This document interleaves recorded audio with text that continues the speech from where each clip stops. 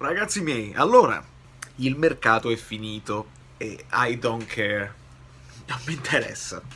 No, scherzo, ci interessa e come, perché alla fine questo mercato invernale, il mercato di riparazione, sembra più un mercato rivolto all'anno prossimo already, perché tutte le operazioni, al di là di Dem e Lobotka che sono già parte del progetto integrante, nel senso che giocano, devono giocare, anzi sono Dem è inamovibile per esempio. Poi è arrivato Politano, che potrebbe rientrare nelle turnazioni, che però crea l'imbarazzo Lozano, perché tu hai aggiunto un altro esterno che probabilmente puoi far fare il vice Cagliacon o prendere il posto di Cagliacon, e Lozano che fine fa? E Younes non se n'è voluto andare, visto che poi Insigne probabilmente le giocherà tutte a meno di infortuni e o squalifiche.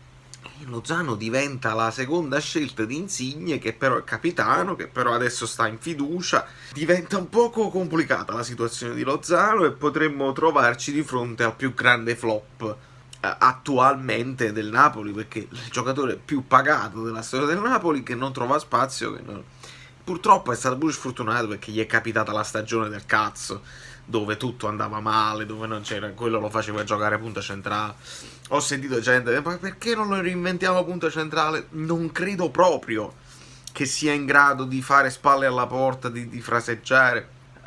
Milik viene dentro, fa un lavoro sporco più utile, io quello lo vedo che va a sbattere, se non lo lancio in profondità o deve puntare l'uomo, non lo so. Su Lozano vorrei non dare giudizi trancianti. Sapesse avere in coppa a sinistra, ma non ci sono state occasioni. E questo può essere poi un problema per l'anno prossimo se, e dico se, Gattuso è quello che resta, perché adesso noi possiamo fare una valutazione del mercato, ma i giocatori che devono arrivare l'anno prossimo, Petagna, Rahmani, sono per Gattuso o sono per il Napoli? Perché questo poi è il punto fondamentale. Petagna. Lo scrissi poi sul mio Facebook. Che cosa ne pensi di Petagna? La risposta è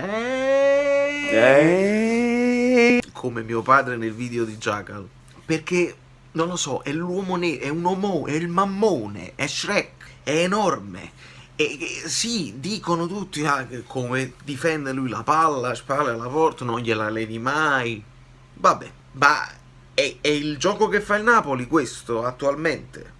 O è richiesto più un fraseggio tra, tra i tre d'attacco che devono arrivare? Il gol di Zielinski arriva da un'iniziativa di Insigne che scambia con Milik sulla tre quarti. Milik torna indietro, aspetta, gliela ridà subito, poi Insigne tira e Zielinski fa il tap-in. Petagna dovrebbe fare questo lavoro qua. Non lo so, non sono mai stato troppo favorevole a questi Panzer, anche perché ci siamo abituati troppo bene con Mertens, piccolo così, che però ha segnato una caterva di gol. Cavani, non piccolo, alto, ma così, cioè sgusciante, sfilante, velocissimo. Io non lo so se questo Petagna... E poi dobbiamo fare un discorso un pochino più ampio sul fatto che, se è vero come le notizie si rincorrono, Milik non vuole rinnovare, quell'altro già se n'è andato. Allora, dobbiamo capire una cosa. Le notizie sul calciomercato le dicono tutti i giorni, tutti gli anni, e poi qualcuno, ma per statistica, la indovini perché la devi indovinare. Quanti anni sono che abbiamo detto questo è l'ultimo anno di Cagliacon? Quanti anni sono che abbiamo detto Koulibaly quest'anno se ne va? Calibadu se ne va quest'anno? Quanti anni sono? 6-7 anni, non lo so. È capace che adesso ci siamo, ed è più, sembra possibile, ma è possibile che se ne va Koulibaly, Allan, Mertens, Cagliacon, adesso anche Milik, Fabian Ruiz, Zielinski è un altro, forse Zielinski è l'unico su cui ci possiamo fidare, e Insigne, perché, ma chi soccata Insigne? Con tutto il rispetto, è un giocatore di medio-alto livello che nelle squadre importantissime non troverebbe spazio perché non ha i gol. Allora purtroppo il suo procuratore stesso Raio non lo può vendere alle squadre di altissimo livello perché gli mancano i numeri dell'attaccante. Quello fa l'attaccante. facesse 60 assist al minuto, allora tu dici, fa segnare gli altri. È in calo come numeri, quindi è difficile da piazzare. Allora noi ripartiamo da cosa? Meret o Spin da capire, Di Lorenzo e va bene, Manolas e va bene, K2 se ne aiuta. Quindi Rahmani è il nuovo centrale, è pronto già per fare per fare il difensore centrale titolare di una squadra che vuole tornare in Champions League. Ok, terzino sinistro, non è arrivato. Potremmo fare ancora una con Mario Rui e basta. Gulam è morto, gli abbiamo scavato la fossa. Serve un terzino sinistro e serviva forse già adesso, ma in teoria si può apparare con Yusai che si adatta sulla fascia, e spero solo lui, spero che non si adatti di nuovo Di Lorenzo, spero che non si adatti Luperto. Va adattato Yusai e lasciamo i giocatori nei loro ruoli. Di Lorenzo fascia destra, anche perché Di Lorenzo fascia destra aiuta il gioco di Politano esterno destro, perché se Politano si accentra Di Lorenzo può andare. Se invece Politano si accentra e c'è Yusai dietro, Yusai non va e si crea un disequilibrio per quanto mi riguarda. Quindi la fascia sinistra non è stata apparata, e quindi un problema adesso è un problema l'anno prossimo. Centrocampo, se ne va Ruiz, va bene, abbiamo Lobotka, Demme, Zielinski, Elmas e poi Allan pure se ne va. Quindi serviranno, perché Amrabat Cicicocò ha preferito andare alla Fiorentina. Ora qui sono tutte questioni di io ti metto la clausola più alta, tu vuoi un contratto più... Non è che il Napoli adesso è meno importante della Fiorentina. La Fiorentina ha fatto un mercato importante, si vede che Commisso non se ne fotte proprio, spande e poi probabilmente si accappotterà, almeno questo credo, a meno che non si circonda di gente che capisce pallone e lo consiglia, perché altrimenti fa la fine che stiamo facendo noi adesso. Perché fondamentalmente si arriva a questo quando il padrone, che non capisce, che non è un uomo di calcio, decide per fatti suoi, e allora la diventa un pochino più complicato. Amrabat va alla Fiorentina e quindi ci servirà un altro centrocampista come minimo.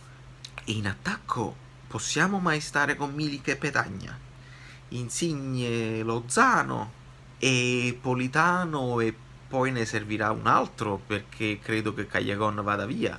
Serve una punta, serve...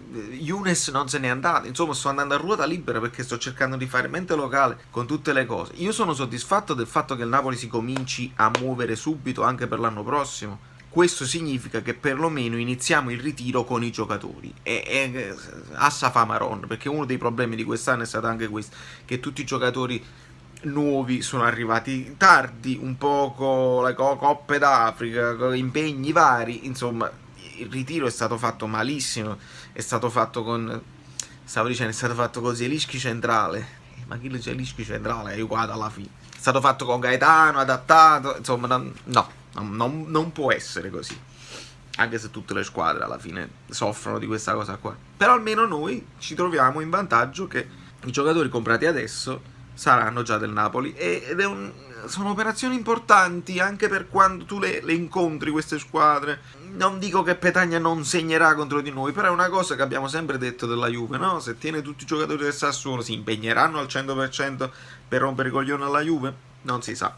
Quindi sotto questo punto di vista bene, però dobbiamo capire se Gattuso sarà ancora l'allenatore del Napoli e quindi si resta con questo sistema di gioco. Allora uno fa delle ipotesi: Petagna può andare bene, può non andare bene, l'ha chiesto lui, forse ha in mente un altro gioco che con gli attuali non può fare, e quindi con Petagna punto centrale possono arrivare più cross, non lo so, sono tutte ipotesi che stiamo facendo al momento, però dobbiamo capire prima di tutto se sarà lui, e poi bisogna rinforzare questo attacco, perché Petagna titolari, ok? Insigne, Petagna, Politano, chi segna? Ne facciamo una decina in tutto il campionato. Non ci arriviamo in Champions League così, quando le altre squadre hanno Lautaro, Lukaku, Immobile, Correa, Dybala, Ronaldo, Higuain, la Roma. La vedo complicata a sbarcare il lunario con questo attacco qua, e se non è Petagna e Milik, ma siamo là. alla fine ha una media di realizzazione alta, ma non è il giocatore che ti sta trascinando la squadra da solo.